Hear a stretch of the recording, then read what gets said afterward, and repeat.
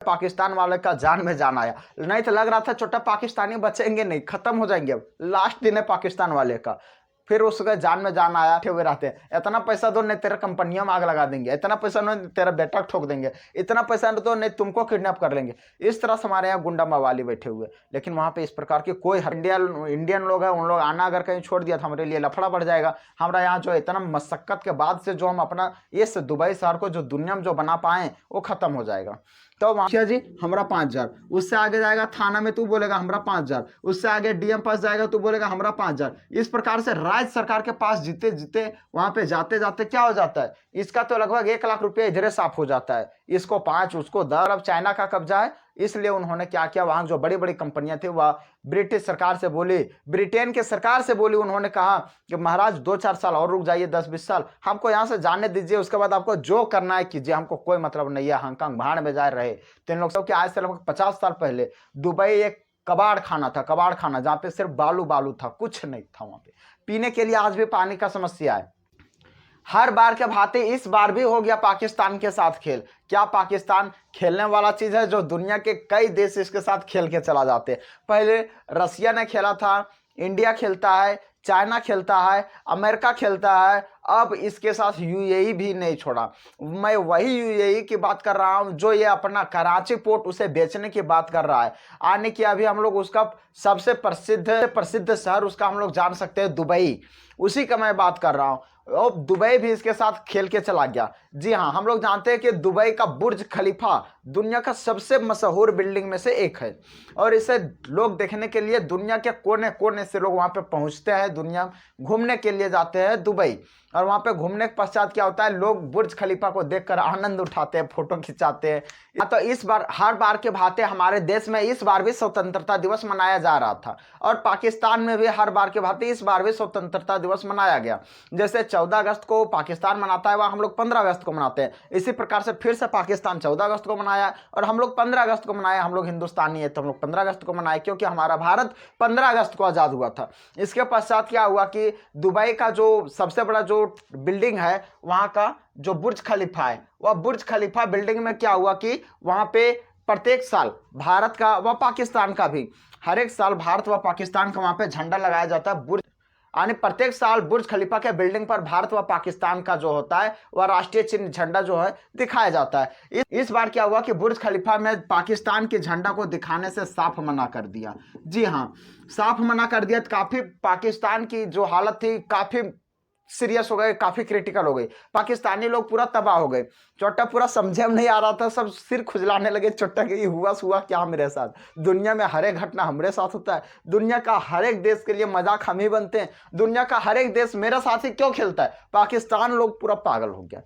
अब पाकिस्तान लोग वहां पे जो दुबई में रहते हैं उन लोग वहां पे भीड़ लगाया हुआ था, ताकि क्या हो, हमारे देश का झंडा जो है इस बिल्डिंग पे, आने बुर्ज खलीफा बिल्डिंग पे शो हो, दिखाया जाए, ताकि हम लोग खुश हो सके। और दुनिया का कौन ऐसा देश है जो, कौन ऐसा किस देश का नागरिक है जो नहीं चाहता कि हमारा झंडा है वह दुनिया के किसी दूसरे देश में लहरे, ताकि उसका पॉपुलैरिटी बढ़े, उसका पावर बढ़े। इसी प्रकार से पाकिस्तान वाले भी वहां पे गए थे। इसी प्रकार से पाकिस्तान वाले भी वहां पे गए थे कि हमारा भी झंडा लहराया जाएगा दुबई के सबसे ऊंचे बिल्डिंग पे, बुर्ज खलीफा पे, जो दुनिया के कोने कोने से लोग उसे देखने के लिए आते हैं। लेकिन इस बार क्या हुआ, पाकिस्तान पर उल्टा भारी पड़ गया। वहां पे गए, मुंह लटकाकर आना पड़ा उन लोगों को। आप फाइनली पूरा सुनिए, आप लोग अभी रुक जाइए, इतना हड़बड़ाने की जरूरत नहीं है, पूरा सुनिए इस पहले कहानी को, नहीं तो फिर क्या होगा कि हिंदुस्तान वाले की भी खुशी पर अब पानी फिर जाएगी। पहले इसको सुन लीजिए। अब यहाँ पे क्या हुआ, पूर्ण रूप से उन लोग को उदासी नहीं मिला। पाकिस्तानी सरकार ने यूएई के सरकार से बात की, अर्थात बुर्ज खलीफा पे हमारा जो झंडा है वह क्यों नहीं लगा। यूएई का सरकार का कहना था कि अब हम पाकिस्तान के झंडा है इस बिल्डिंग पे नहीं लगाएंगे, यानी बुर्ज खलीफा पे नहीं लगाएंगे। जब पाकिस्तानी आवाम लोग जब काफ़ी अधिक उस पर नाराजगी जताई, जब पाकिस्तान सरकार जब उससे बातचीत की, तो फिर काफ़ी मशक्कत के बाद से क्या हुआ कि उनका जो था झंडा लगाने के लिए वहां पे तैयार हुआ बुर्ज खलीफा पे यूएई के सरकार ने। यानी यूएई सरकार ने दुबई के बुर्ज खलीफा के बिल्डिंग पर उन्होंने पाकिस्तान के झंडा को लगाने के अंतिम में सहमति दी, जिससे दुबई के बुर्ज खलीफा के बिल्डिंग पर उन्होंने पाकिस्तान के झंडा को लगाने के अंतिम में सहमति दी, जिससे पाकिस्तान वाले का जान में जान आया। नहीं तो लग रहा था छोटा पाकिस्तानी बचेंगे नहीं, खत्म हो जाएंगे। अब लास्ट दिन है पाकिस्तान वाले का, फिर उसका जान में जान आया। और जब उसका झंडा लगाया गया तो उसके पश्चात जब लिखना चाहिए था 77th independence day of Pakistan, तो वहां पे लिख दिया गया, क्या लिख दिया गया, 76th independence day of Pakistan. आप लोगों को क्या लगता है ये जानबूझकर लिखा गया या अनजान से लिखा गया? ये गलती नहीं हो सकता, ये इम्पॉसिबल है, ये जानबूझकर ऐसा किया गया है। अब ये जानबूझकर क्यों किया गया है? देखिए, हर बार पाकिस्तान के साथ कोई ना कोई देश खेल जाता है, इसलिए इस बार यूएई भी बोला कि हम भी चलो खेल के देखते हैं भैया। शुरू में वो मना, सबसे शुरुआत में उन्होंने मना कर दिया इसका झंडा लगाने से, बाद में लगाया भी तो 76th इंडिपेंडेंस डे वाला लगा दिया, ताकि दुनिया देखे तो विश्वास ना करे कि इस वर्ष का है, लेकिन दिखाया गया फाइनली। आप लोग यहाँ पे देख सकते हो, दिखाया गया है। लेकिन यहाँ पे क्या हुआ कि दुनिया विश्वास ना करे, इसलिए इन्होंने क्या किया कि 76th independence day of Pakistan लिख दिया। ये जानबूझकर दुबई वाले की ये चाल थी, इसलिए ये पाकिस्तान का क्या हुआ कि फिर से मन, खुशी से जो लहर उठा था फिर से शांत हो गया। अब इसे शांत होने के पश्चात क्या हुआ, जब 15 अगस्त आया, 15 अगस्त के रात 12 बज के सिर्फ 1 मिनट में क्या किया गया, हिंदुस्तान का जो तिरंगा झंडा उसे लहरा दिया गया। हिंदुस्तान का तिरंगा झंडा को लहरा दिया गया एकदम दुबई में, और लिख दिया गया 77th independence day of Hindustan of India. इस तरह से लिख दिया गया उस पर, जो कि क्या हुआ, अपने आप में वहाँ पाकिस्तान को खूब अधिक बोर फील करवाए। वहाँ का जनता का रिएक्शन आप लोग यहाँ पे सुन सकते हो। उन लोगों का खुद का कहना है कि हमारे देश का यही औकात रह गई दुनिया में, दूसरे देशों में, हमारे विदेशों में यही अब हमारी पहचान रही है, यही औकात रही वहाँ पाकिस्तान की जनता का कहना है। अब हम लोग जानते हैं कि यहाँ पे यदि दुबई ये जानबूझ के किया है तो यहाँ पे क्यों किया। अब आप लोगों के मन में सवाल उठता होगा, सर दुबई ने ऐसा क्यों किया, क्या उसे पाकिस्तान से कोई खानदानी दुश्मन है क्या? अरे नहीं भैया, पाकिस्तान से उसका कोई खानदानी दुश्मन नहीं है, हिंदुस्तान से भी उसका दुश्मनी नहीं है। पाकिस्तान से जितनी मित्रता उतना हिंदुस्तान से भी मित्रता है। हाँ, हालांकि हम लोग के पाकिस्तान से खानदानी दुश्मन चलता आ रहा है, हम लोग के पूर्वजों से 1947 के बाद से हम लोग को दुश्मनी चलता आ रहा है हालांकि पाकिस्तान से। तो हम लोग को चल रहा है, दुबई वाले ने इसका बदला इससे क्यों लिया? इंडिया के बदले में दुबई वाला काय खतरा मोड़ लगा इंडिया के बदले में दूसरे देश से?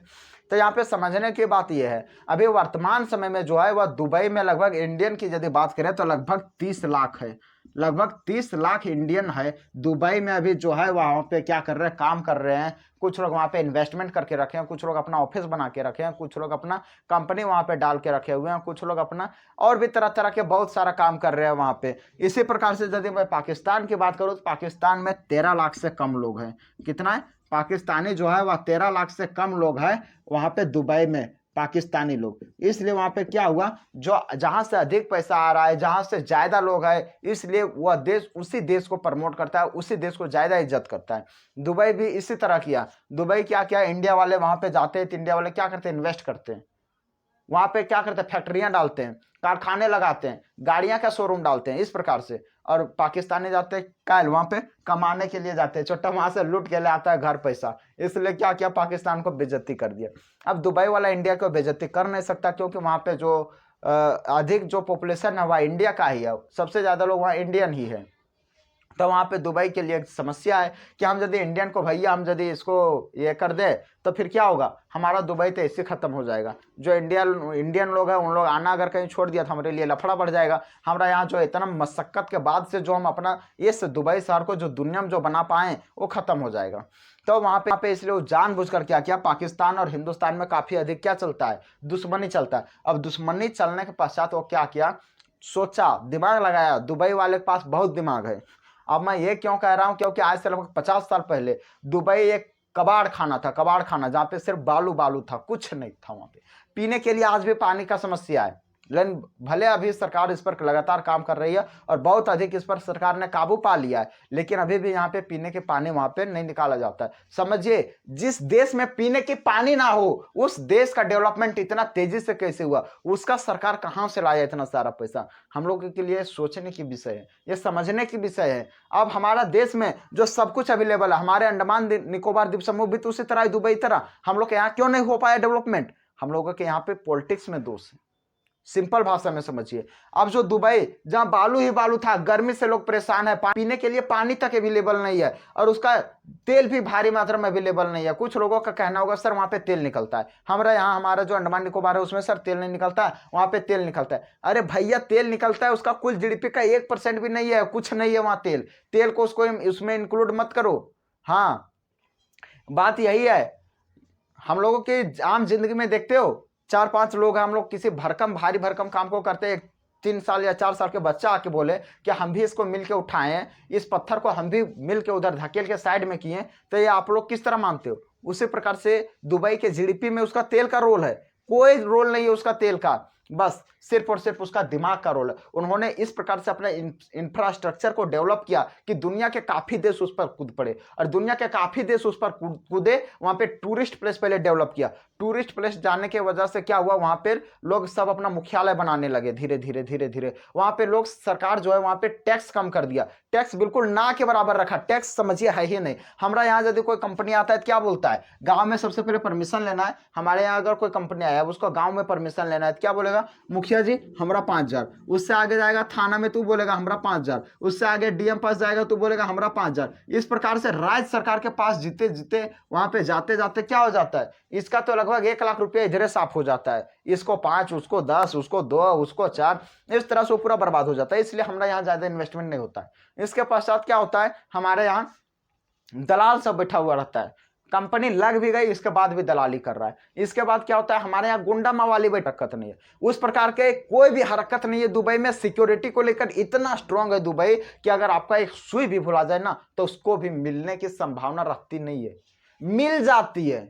आपका यदि एक सुई भी गिरा हो तो उसका मिलने की संभावना नहीं है, मिल जाती है। हमारे इंडिया में क्या होता है, ट्रक चोरी हो जाता है, ट्रेन बेच दिया जाता है। अब समझिए क्या क्या बात है, सो ट्रक चोरी, ट्रेन बेच दिया जाता है, इतना बड़ा बड़ा चीज हमारे यहाँ चोरी हो जाता है। और दुबई में क्या होता है, दुबई में उसका एक पिन जब गिरता है, जब सुई जब गिरता है उसको खोज के मिल जाता है। समझिए, यदि आप लोग का अगर गलती से कोई गाड़ी में कुछ सामान छूट जाता है ना, तो सर दुबई में जगह जगह पे क्या लगा हुआ है, वहां पे सीसीटीवी कैमरा लगा हुआ है। और सीसीटीवी कैमरा लगने के पश्चात सारा जो उसका क्रियाकलाप है वो सारा रिकॉर्ड हो जाता है। आपका जो सारा लिस्ट है सारा कुछ उसमें ऑनलाइन होता है, सारा ऑनलाइन चढ़ता है, कौन सा कैब ड्राइवर है, कौन सा क्या है, क्या ड्यूटी है, इस प्रकार से सारा चीज उसमें ऑनलाइन चढ़ा दिया जाता है। जिसके वजह से क्या होता है कि वहां पे हिम्मत तो छोड़, वहां पे सोचता भी नहीं है कि हम यहां से चोरी कर सके या फिर यहां से कुछ हम धोखाधड़ी कर सके। दुबई में टैक्स कितना है, बहुत ही कम, 0% वहां पे टैक्स है, 0%। और हमारा इंडिया में कितना है, फॉरेन माल पर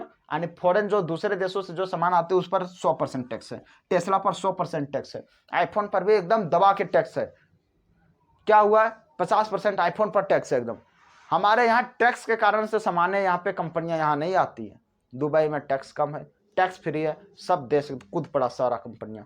अब ये हमारा यहाँ टैक्स कैसे ज्यादा, अब हम लोग इसको समझते हैं। हमारे यहाँ जो आईफोन मिलता है वह लगभग, अभी यदि हम लोग आईफोन 14 प्रो यदि खरीदने के लिए जाते हैं हमारे यहाँ, तो लगभग 1 लाख मान लेते हैं, 1 लाख लग जाता है। यदि हमारे देश में इंडिया में यदि इसका प्राइस 1 लाख रुपया है तो यही दुबई में मिल जाएगा 50,000 में, 50 से 55,000 में मिल जाएगा दुबई में।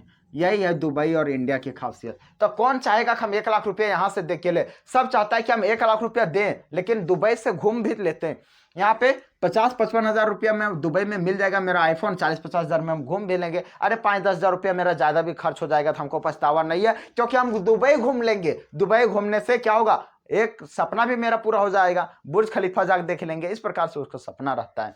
और इस प्रकार से वह क्या होता है कि दुबई से खरीदता है। दुबई में सोना भी सस्ता है इंडिया के ऊपर, हालांकि हम लोग ला नहीं सकते। अब आप लोगों के मन में एक सवाल उठता होगा, सर दुबई में तो इतना सस्ता आईफोन मिलता है, इतना सस्ता सोना मिलता है, बट हम लोग खरीद क्यों नहीं लेते सर दुबई से? हम लोग इंडिया में काहे जाते सर माथा पीछी करने के लिए?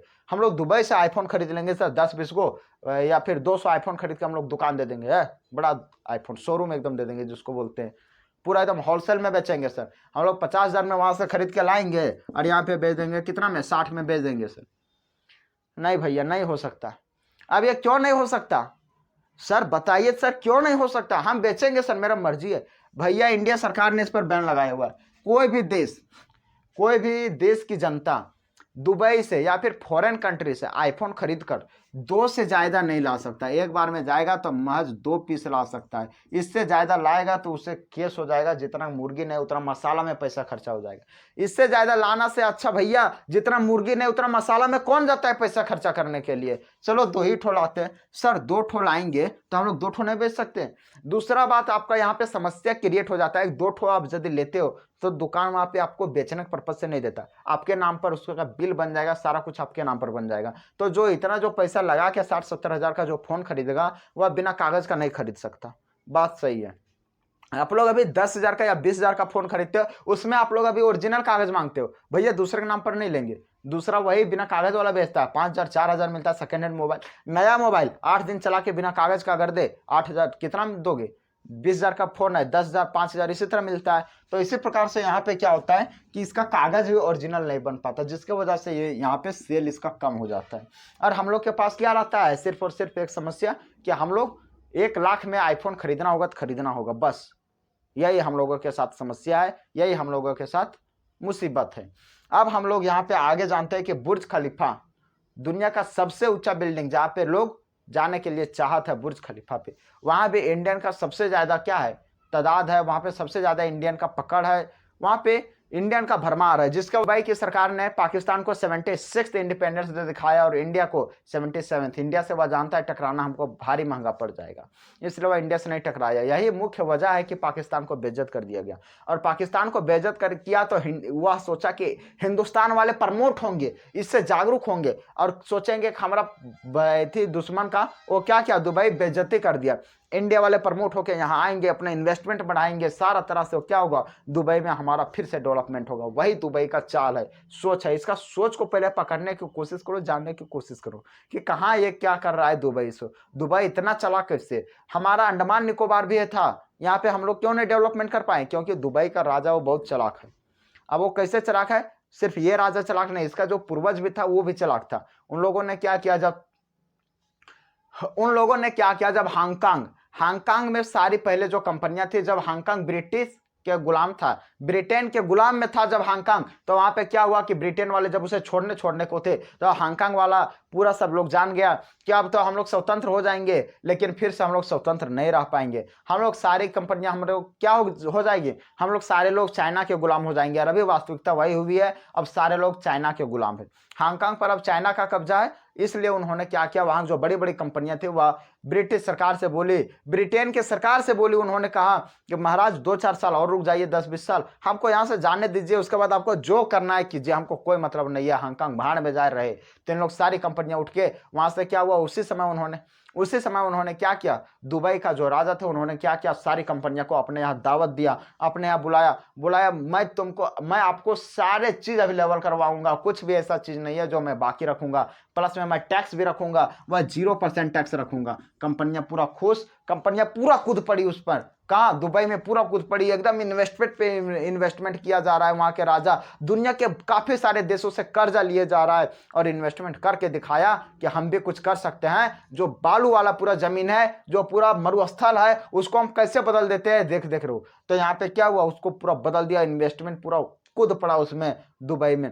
और जब कूदने का पश्चात क्या, 1990 के दशक में, 80-90 के दशक में पूरा इन्वेस्टमेंट कूद गया। और उसके पश्चात से क्या हुआ, आज महज 30 सालों में दुबई इतना आगे चला गया कि दुनिया का कोई भी देश उसे पीछा नहीं कर सकता। अभी दुबई काफ़ी अधिक डेवलपमेंट शहर है। यदि किसी भी मुख्य कंपनी का यदि कुछ करवाना हो, आयोजित करना हो, या फिर उसका मुख्यालय स्थापित करना हो, मीटिंग करना हो, सब दुबई कूद पड़ते हैं। वहाँ पे ना ही ज़्यादा महंगा है, ना ही ज़्यादा वहाँ होटल का चार्ज लगता है, ना ही खाने पीने का, ना ही टैक्स, ना ही भाड़ा।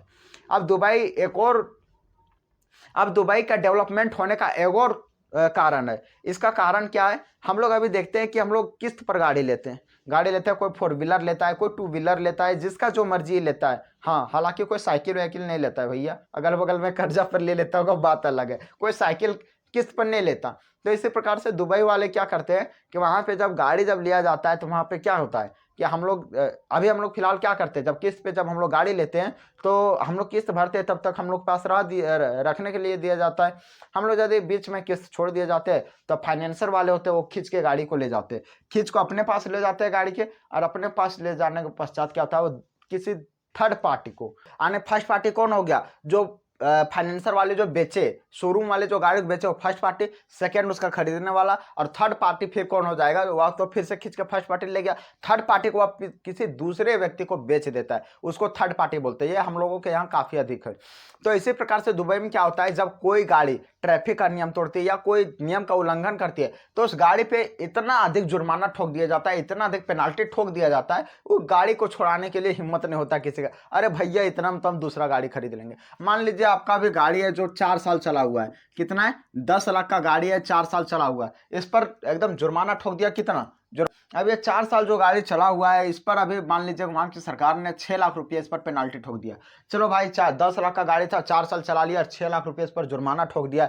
अब वह आदमी सोचेगा कि जो इसको 6 लाख रुपये में खरीदने के लिए जाए, 6 लाख रुपये में इसको छुड़ाने के लिए जाए जो ये गाड़ी, उससे अच्छा है कि मैं 4 लाख रुपया और मिला के, 4 से 5 लाख रुपया और मिला के 11 लाख में मैं दूसरा गाड़ी खरीद लूँ फिर से वही। इसलिए उन लोग क्या करता है, उतना हिम्मत नहीं होती कि वह दोबारा छुड़ा पाए, इसलिए वहां पे काफी अधिक इंफ्रास्ट्रक्चर डेवलपमेंट हुआ है उनका। यही कारण है मुख्य दुबई का इतना डेवलप होने के। और हमारा देश में क्या होता है, हमारा देश में तो गाड़ी जो थाना के बाहर रखी रहती है वहां से गाड़ी चोरी हो जाती है। तो इन सब का बात मत कीजिए, हमारे देश में सब संभव नहीं है कि हमारे देश के उस समय का नेता लोग सही रहते तो आज हम लोगों को ये दिन नहीं देखना पड़ता। आज हमारा जो अंडमान निकोबार द्वीप समूह है कई दुबई द्वीप से बहुत ही ज्यादा बेटर है, लेकिन इसका डेवलपमेंट नहीं हो पाया। क्यों? आज भी ये काफी पिछड़ा द्वीप है, हालांकि इसका डेवलपमेंट काफी अधिक जरूरी है। यहाँ का जो है सो टूरिस्ट सब वहां भी जाते हैं, बहुत ही अच्छा लगता है कि एकदम जन्नत मिल गया है। कहाँ पे? हमारे अंडमान निकोबार द्वीप समूह पर। ऐसा कभी आप लोगों को फुर्सत मिले तो आप लोग जरूर जाना। कहाँ पे? अंडमान निकोबार द्वीप समूह में। आई होप ये वीडियो आप लोगों को समझ में आ गया होगा। आप लोग भारत और पाकिस्तान के बारे में क्या सोचते हो कमेंट करके जरूर बताना। तब तक के लिए धन्यवाद।